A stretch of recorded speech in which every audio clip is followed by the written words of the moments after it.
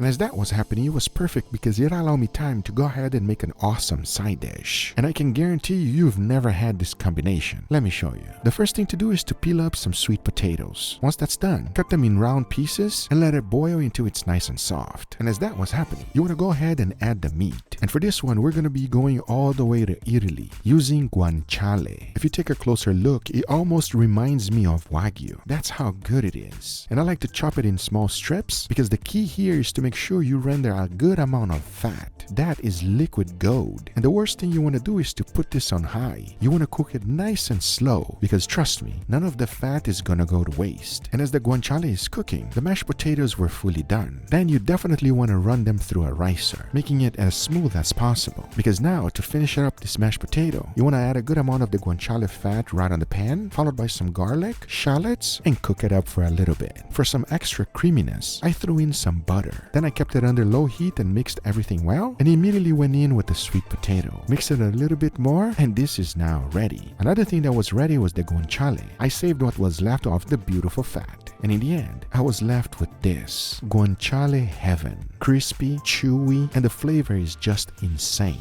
So now, after chopping it up in small pieces, I add that in with the sweet potato mix, followed by tiny pieces of cream cheese, a generous amount of green onions, salt, and black pepper. Mixed everything well until everything was fully combined. Then I added to a baking dish. To take this to a whole nother level, I made some crevices so that we can fill that in. Starting first with a good amount of butter, followed by little blocks of cream cheese, a generous amount of mozzarella cheese, and into the broiler it goes under low setting. And after about 5 minutes, I took it off, added some Parmigiano Reggiano right on top, followed by a generous amount of guanciale, and for some color and flavor, a tiny bit of chives. Now this is today's side dish, and I can guarantee you one thing, it is going to be delicious.